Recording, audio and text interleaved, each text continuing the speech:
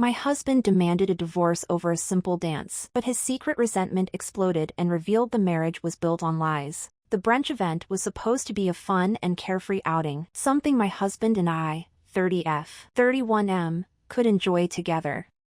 It was hosted by a close friend, filled with music, laughter, and a vibrant energy that made the whole place feel alive. Everything was going great, until it wasn't. The entertainment of the day eventually turned into a salsa performance. The dancers were incredible, their moves so dynamic and energetic that the crowd couldn't help but cheer. Then came the part where they started involving the audience, pulling people from their seats to join in. I didn't think much of it when a male performer approached me, hand extended, and asked if I wanted to dance. It seemed harmless, just a bit of fun to keep the vibe light. So, I agreed. What I didn't anticipate was how interactive the dance would be. Within moments, I found myself being spun, dipped, and even briefly lifted off the ground. It wasn't anything inappropriate, but I could feel the crowd's attention on us, laughing and clapping along. I played along because, honestly, I didn't want to make it awkward by pulling away mid-dance. The whole thing lasted maybe a minute or two, tops. I laughed it off, thanked the performer, and returned to my seat. The moment I sat down, though, I knew something was off. My husband's face was stone cold. He didn't say a word, but the tension was palpable. He didn't join the applause, didn't even look at me. I brushed it off initially, thinking maybe he was just tired or irritated by something else. But later that night, the dam broke. He told me, in no uncertain terms, that I had humiliated him in front of everyone. That I disrespected him by dancing with another man, even if it was part of the performance. He said it wasn't just about the dance, it was about how it looked to others. That it made him feel small, insignificant, like I didn't care about his feelings or our relationship. Then he dropped the bombshell. He said he wanted a divorce.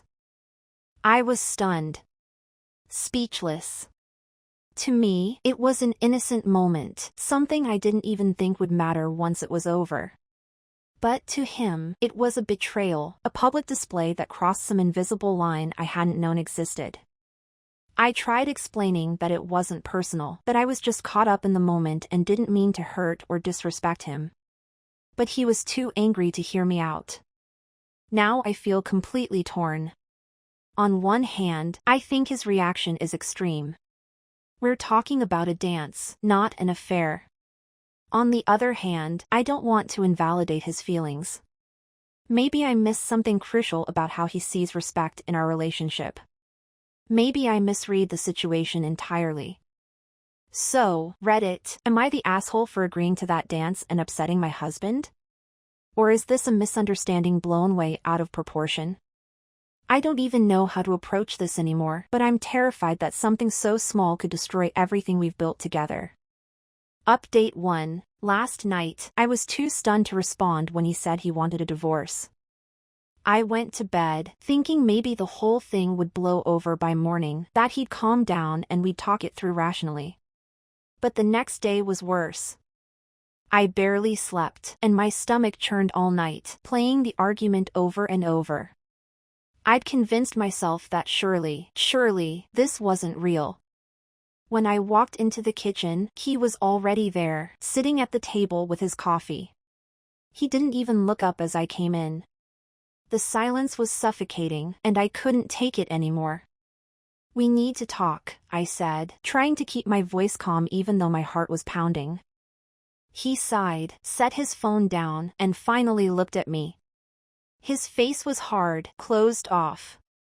What is there to talk about? Seriously? I snapped, unable to keep my frustration in check. You told me you wanted a divorce because I danced during a public performance. Do you not see how ridiculous that sounds? His jaw tightened. It's not just the dance, he said, his tone clipped. It's what the dance represented. I blinked, stunned. Represented? It was a salsa performance at a brunch event. It represented exactly what it was, a 2-minute audience interaction. That's it. No, he said, his voice rising. To you, it was innocent. But to me, it was humiliating. You let another man touch you, hold you, and swing you around in front of everyone. Do you know how that made me feel? I stared at him, trying to process what he was saying. It wasn't like I planned it. He came over, invited me to dance, and I didn't want to be rude. It wasn't romantic, it wasn't personal, and it wasn't anything inappropriate. But you didn't think about me, he shot back. You didn't think about how I would feel, sitting there, watching my wife let another man put his hands on her like that. Do you know how many people were probably watching me, thinking I looked weak? Like I couldn't even control my own wife? That word hit me like a slap in the face. Control? I repeated, my voice shaking. You think this is about control? I'm not some object you own, and the fact that you think you need to control me says a lot more about you than it does about me. His face flushed red, and he stood up, his chair scraping loudly against the floor. You're twisting my words, he said angrily. This isn't about control. It's about respect. You disrespected me in front of everyone, and you don't even care. I do care, I insisted. That's why I'm trying to talk to you about this. I didn't mean to hurt you, but I don't see how what I did was disrespectful. It was a dance, for God's sake. A dance. Are you seriously willing to throw away our entire marriage over this? He didn't answer right away. Instead, he paced the kitchen, running a hand through his hair. It's not just this, he muttered finally. It's the principle. You didn't think about me, and now you're making it out like I'm the one who's overreacting. You're invalidating how I feel. I took a deep breath, trying to keep my voice steady. I'm not trying to invalidate your feelings. I get that you were upset. But I need you to understand that there was no ill intent behind what I did. It was a spur-of-the-moment decision, and I honestly didn't think it would bother you. That's the problem, he said, stopping to glare at me. You didn't think about me at all. I felt a lump rising in my throat, but I refused to cry. Not yet. So, what now? I asked quietly. Are you really going to follow through with this? Do you actually want a divorce, or was that just something you said in the heat of the moment? He didn't answer, and the silence stretched between us, heavy and suffocating. Finally, he sat back down and stared at his coffee. I don't know, he admitted. That broke something in me. You don't know? I repeated, my voice rising. You're willing to throw away everything we've built together because of a dance, and you don't even know if you mean it? It's not just the dance, he snapped, slamming his hand on the table. It's everything. It's the way you dismiss my feelings, the way you act like you can do whatever you want without considering how it affects me. This was just the last straw. I couldn't believe what I was hearing. So, what? Have you been harboring all this resentment and just waiting for an excuse to blow up? Because if that's the case, then yeah, maybe we do have bigger problems than I thought. He looked at me, and for the first time, his anger seemed to waver. I don't know how we come back from this, he said quietly. I felt like the floor had been ripped out from under me. You don't know? I whispered, barely able to get the words out. We've been married for 5 years. You don't just walk away from that because of a stupid fight. We're supposed to work through things, not run from them. I don't know if I can work through this, he said, his voice breaking slightly.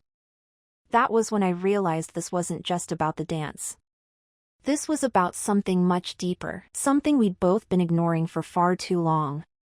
The cracks in our relationship had been there all along, and the dance was just the final blow that shattered everything. I don't know what to do. Part of me wants to fight for our marriage, to prove that this isn't worth throwing everything away. But another part of me is so angry, so hurt, that I don't even know if I want to fix this anymore. If he's so quick to give up, then maybe he never really valued what we had in the first place. For now, we're at a standstill. He said he needs time to think, and I'm giving it to him, but it's killing me. Every minute feels like an eternity, and I can't shake the feeling that no matter what happens, things will never be the same. I thought I knew my husband, but now I'm not so sure. And honestly, I don't think he knows me either. Update 2. It's been a few days since the argument, and the silence between us feels louder than anything we could say. He's still here, physically, but emotionally, it feels like he's already checked out. We're in this weird limbo where we share the same space but barely acknowledge each other. He's been staying in the guest room, and I can't tell if it's out of anger or because he's genuinely reconsidering our marriage. Either way, it hurts. I've spent hours replaying our conversations, analyzing every word he said. At first, I was stuck on how unfair it was that a single dance could unravel everything. But the more I thought about it, the more I realized it's not just about the dance. That was just the spark that lit the fire. The real issue seems to be a deeper resentment he's been harboring, something I didn't see because I didn't think there was anything to see. I started wondering if there were signs I missed. Were there moments when he felt disrespected and I brushed it off? Did I unknowingly make him feel small or unheard? It's hard to admit, but maybe I wasn't as attentive as I thought I was. That realization hit me like a ton of bricks. I decided I needed answers, even if they hurt. So, I sat him down last night. It wasn't an easy conversation, and I could tell he didn't really want to have it, but I couldn't keep living in this limbo. I need to understand, I said, trying to keep my voice steady. Why does this dance bother you so much? And why does it feel like there's more to this than just that? He didn't look at me at first, just stared at the table like he was trying to decide if he wanted to answer. Finally, he sighed. It's not just the dance, he said quietly. I waited, giving him the space to continue. It's how it made me feel. Watching you laugh and smile with someone else, letting him touch you like that, it felt like I didn't matter. Like you didn't care how it looked, how it made me feel, or what people would think. I blinked, trying to process that. But it wasn't about you, I said gently. It was a performance. I wasn't thinking about how it looked because it wasn't personal. It wasn't meant to hurt you. That's the problem, he said, finally looking at me. You weren't thinking about me at all. You just did it without considering how it would affect me. And it's not the first time you've done something like that. That caught me off guard. What do you mean? He hesitated, and I could tell he was trying to choose his words carefully. There have been other times when I've felt like you don't consider my feelings. Like when you make decisions without talking to me first or when you brush off things that are important to me. I wanted to argue, to defend myself, but I forced myself to listen. Like when? I asked. He paused again, then said, like when you accepted that job offer without even asking me how I felt about it. Or when you planned that trip with your friends and just told me after everything was booked. I opened my mouth to respond, but I didn't know what to say. He wasn't wrong. I hadn't thought of those things as a big deal at the time, but now, hearing them from his perspective, I could see why he felt overlooked. I'm not saying you did those things to hurt me, he continued. But it feels like I'm not a priority. Like my opinions or feelings don't matter to you. That stung. I didn't know you felt that way, I admitted. I wasn't trying to exclude you. I guess I didn't think it was something I needed to run by you. That's exactly it, he said. You don't think about me when you make decisions. And the dance was just the tipping point. Watching you with that guy, seeing how easy it was for you to just go along with it, it made me feel like an outsider in my own marriage. I didn't know what to say. Part of me wanted to argue that he was overreacting, but another part of me knew he was telling the truth. I hadn't considered his feelings, not just during the dance but in so many other moments. "I'm sorry," I said finally. "I didn't realize I was making you feel that way. But why didn't you tell me sooner?" "I tried," he said, his voice tinged with frustration. "But every time I brought it up, you'd brush it off or tell me I was overthinking. After a while, it felt pointless to even say anything." That hit me like a punch to the gut. Had I really been that dismissive? We sat there in silence for a while, both of us lost in our thoughts. I wanted to fix it, to promise I'd do better, but I didn't know if that would even be enough. "So, what happens now?" I asked quietly. "I don't know," he admitted. "I need time to think. To figure out if this is something we can fix or if it's too late."